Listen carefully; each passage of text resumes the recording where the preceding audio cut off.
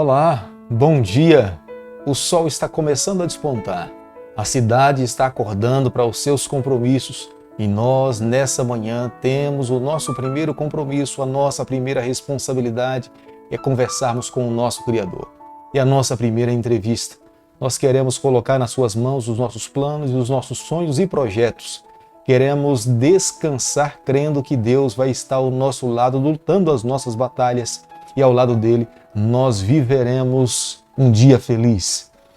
Quero nessa manhã deixar com você aqui uma parte da Bíblia, do livro de Salmo, capítulo 82, o verso 8, onde Asaf cantava louvando a Deus, dizendo o seguinte: Levanta-te, ó Deus, julga a terra, pois a ti compete a herança de todas as nações. O nosso Deus, muito em breve, irá levantar o seu juízo sobre toda a terra. Ele irá conceder a justa herança aos seus filhos. Nós queremos fazer parte daqueles que irão receber a herança do Senhor. Iremos viver ao lado dele, na sua segurança e companhia por toda a eternidade. Esse é o maior desejo do nosso coração. Se você também compartilha desse pensamento, é hora também de você agradecer, louvar e buscar ao Senhor. A cada manhã, nós nesse canal estudamos um capítulo da Bíblia. Temos nos beneficiado e abençoado a nossa vida o estudo do livro de Deuteronômio. E nessa manhã, quero convidar você a ter nas mãos a palavra do Senhor no livro de Deuteronômio, capítulo 7, o verso 1. Quando o Senhor teu Deus te introduzir na terra a qual passas a possuir, e tiver lançado muitas nações de diante de ti, os heteus, os girgazeus, os amorreus, os cananeus, os ferezeus, os heveus e os jebuseus, 7 nações mais numerosas e mais poderosas do que tu. A vida religiosa familiar de uma comunidade, ela não pode ser superficial. Ela precisa ser profunda, extremamente ligada ao Senhor.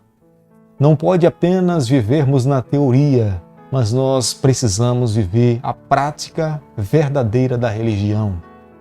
Nós vivemos dentro de um contexto familiar. Os nossos filhos possuem uma mente como uma esponja seca. E na medida que eles observam a nossa vida, essa esponja vai absorvendo todas as informações. E muitas informações que são concretizadas na mente dos nossos filhos é resultado das ações dos pais no decorrer da sua infância. Por isso, que nessa manhã, no decorrer da nossa vida, nós precisamos viver uma vida de dependência no Senhor. Para que as impressões que ficam na mente dos nossos filhos sejam as melhores impressões como resultado de uma vida conectada no Senhor.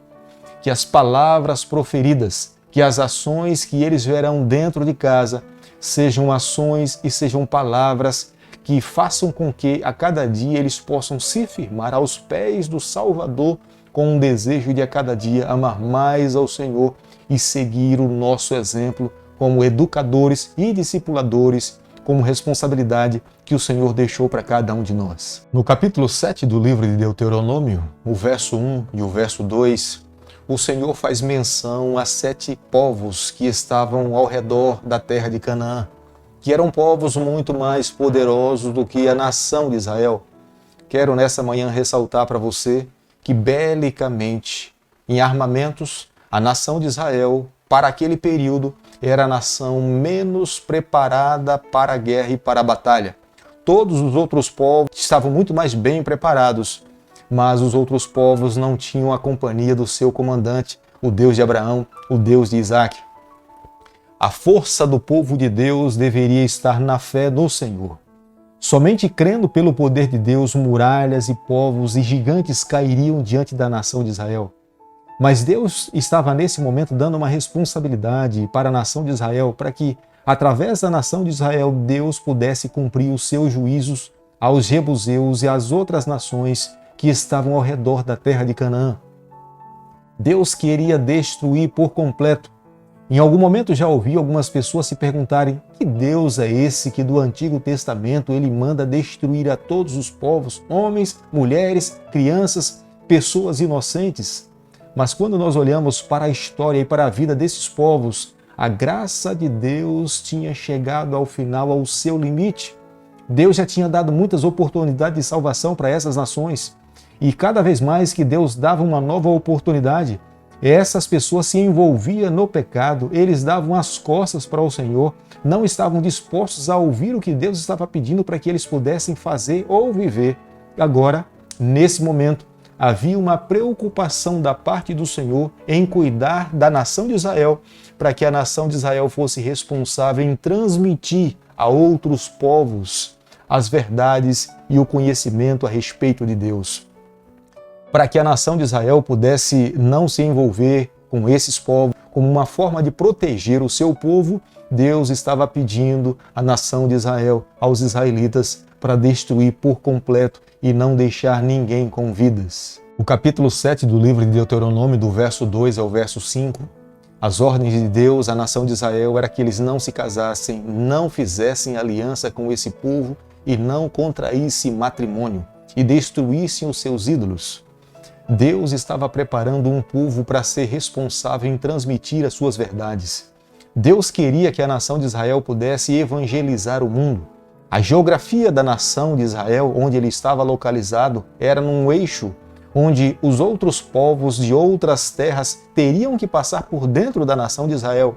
E quando passassem por ali, eles seriam evangelizados, receberiam nas mãos as verdades e veriam com seus próprios olhos. O povo de Deus era extremamente próspero, abençoado, e eles teriam vontade de conhecer a respeito desse Deus. A preocupação do Senhor ia mais além. Ele não queria que o seu povo se casasse com pessoas dessas nações, porque dentro do matrimônio as influências para os filhos é extremamente grande. E Deus sabia que um casamento dividido traria terríveis consequências. Os povos que estavam ao redor da nação de Israel eram politeístas, enquanto a nação de Israel era monoteísta. Eles restritamente criam apenas em Deus Jeová.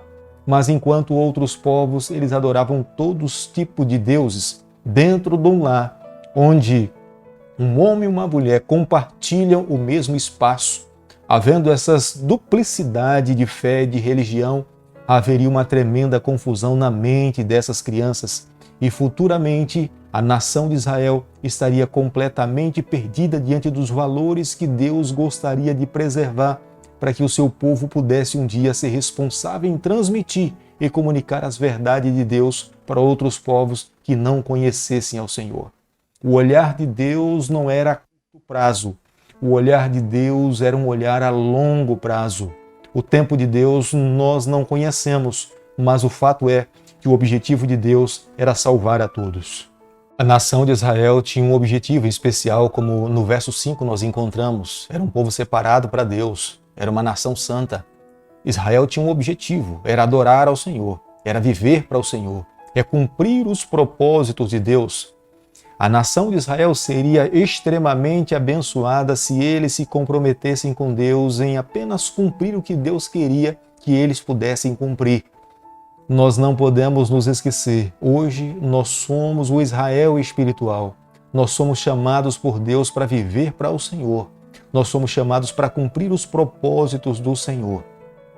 Vivendo dessa forma, a nossa vida será tão abençoada como Deus um dia prometeu as suas bênçãos para o seu povo escolhido, a nação de Israel. O capítulo 7, o verso 9 do livro de Deuteronômio diz o seguinte: Saberá, pois, que o Senhor teu Deus é Deus, o Deus fiel, que guarda a aliança e a misericórdia até 1000 gerações, aos que o amam e cumprem os seus mandamentos. Quero me deter aqui na palavra misericórdia. Essa palavra no hebraico é hesed. Ela não é traduzida literalmente como realmente está no hebraico, porque no hebraico essa palavra hesed, ela também pode ser traduzida por graça, bondade. Não havia uma razão específica para que eles pudessem justificar porque Deus tinha os escolhidos, mas o fato é que Deus escolheu a nação de Israel para ser responsável para receber as suas bênçãos. É uma aliança que tinha acontecido no passado. O que na verdade agora estava acontecendo com a nação de Israel, eles eram abençoados por essa aliança por Deus assumida com os seus antepassados. O desejo de Deus era proteger o seu povo, abençoá-los, para que eles pudessem testemunhar a respeito desse Deus.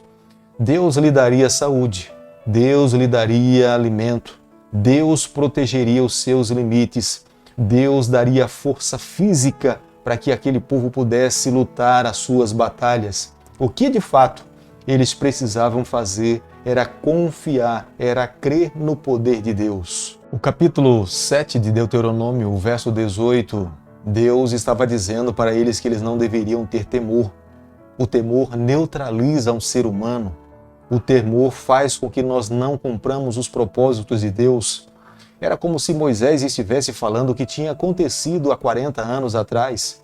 Os seus pais temeram crer no que Deus poderia fazer por eles. E quando olharam a terra, 10 homens voltaram de lá falando que não seria possível conquistar a terra, porque eles eram muito grandes, eram muito mais fortes, e deixaram de crer, de confiar no que Deus poderia fazer por eles. E esse temor fez com que eles não entrassem na terra prometida.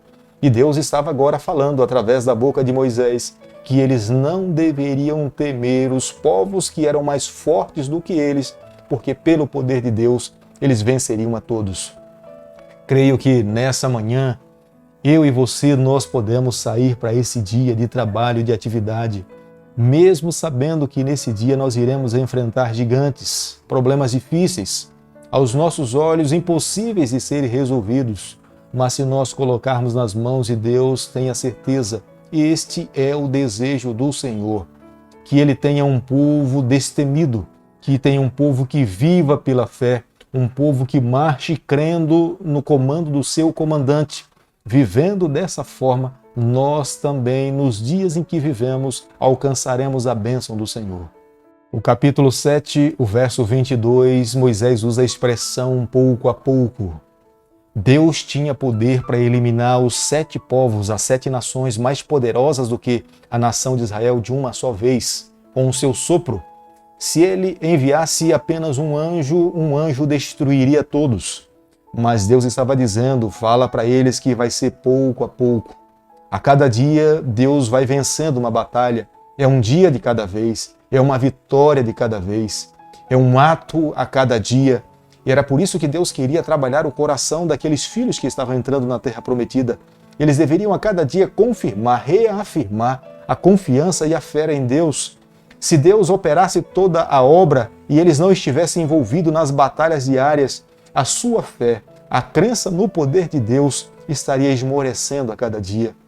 Era por isso que o Senhor ao lado deles, concedendo forças, mas eles saíam para o campo de batalha para vencer a cada dia a sua batalha. Ao chegarmos à conclusão do capítulo 7 do livro de Deuteronômio, há um conselho final da parte de Deus para que Moisés pudesse dar à nação de Israel, que eles não deveriam tolerar o que era ruim, o que era mal, como está no verso 26. Seria uma coisa abominável. Ser abominável aos olhos do Senhor seria ser complacente com o pecado.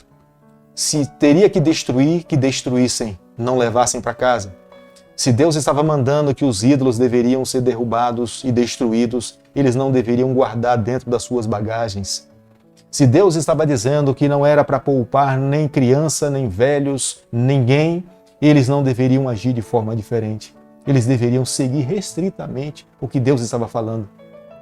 Se Deus estava pedindo para que eles não fizessem aliança com aqueles povos e se casassem com as suas mulheres, se eles seguissem esse conselho, eles iriam alcançar as maiores bênçãos que Deus poderia conceder a seres humanos. O que Deus não queria que de fato eles fizessem era desobedecer às suas ordens. Amigo, nessa manhã, ao chegarmos na conclusão do capítulo 7 do livro de Deuteronômio, nós precisamos também compreender. Nós não podemos ser complacentes com aquilo que Deus pede para que nós não possamos fazer aliança. Se Deus está determinando que é de uma forma, nós precisamos seguir restritamente.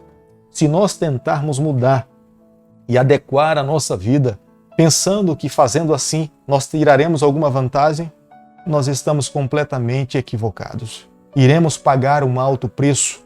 Na história da nação de Israel, nós vimos O povo de Deus, por algum momento, deixou de seguir restritamente aquilo que Deus pedia que eles pudessem fazer e pagaram um alto preço. Não pode acontecer conosco. Nós precisamos seguir as orientações do Senhor para que vivamos uma vida feliz. É por isso que nessa manhã nós queremos clamar por Ele, colocando a nossa vida nas suas mãos para que possamos receber as suas bênçãos. Querido Pai, nas tuas mãos nessa manhã nós nos colocamos. Obrigado pelo teu cuidado de amor. Obrigado pelas tuas orientações. A tua palavra é um bálsamo para a nossa vida. Fica conosco no decorrer desse dia, na nossa trajetória. É o nosso pedido, é a nossa oração e nós fazemos em nome de Jesus. Que o Senhor te abençoe e te guarde. Que Ele faça resplandecer o seu rosto sobre você. Que Ele tenha misericórdia de você. Que sobre você, nessa manhã, Ele levante o seu rosto e conceda a sua paz em nome de Jesus. Amém.